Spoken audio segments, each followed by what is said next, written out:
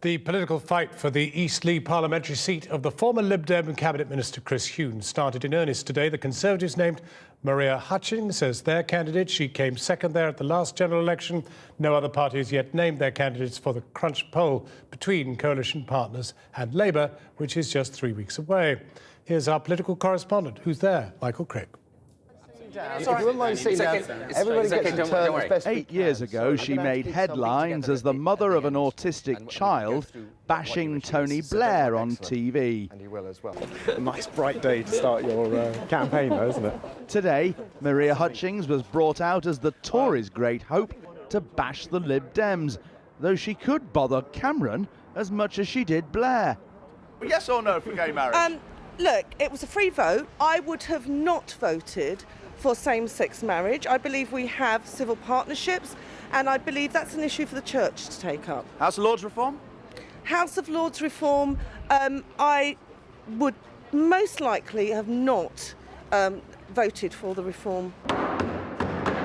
Chris Huhne's sudden admission of guilt and resignation seems to have turned everything upside down in Lib Dem HQ. But hey, who cares when they've got the Floella Benjamin urn? The former Play School presenter is now in the House of Lords. But she's a great job for us in the House of Lords. Great job maybe, but Nick Clegg has the worst by-election record of any Liberal leader in 60 years.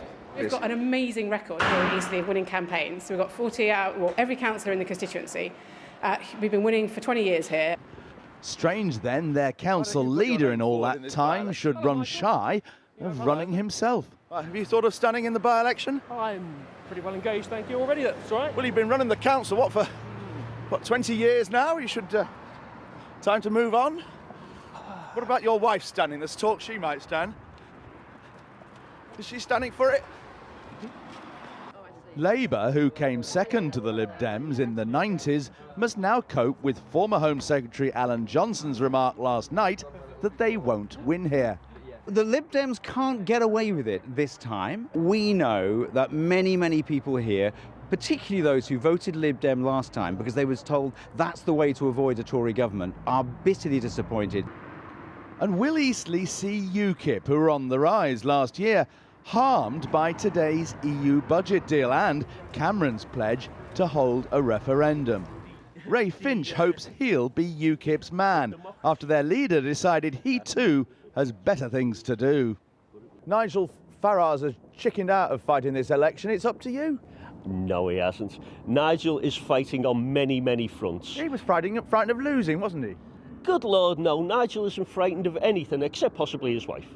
David Cameron's backbench critics call this a must-win test. But the fact is that only 3 times since the war has a government party actually gained a seat in a by-election. So whoever wins here, it'll be quite some achievement.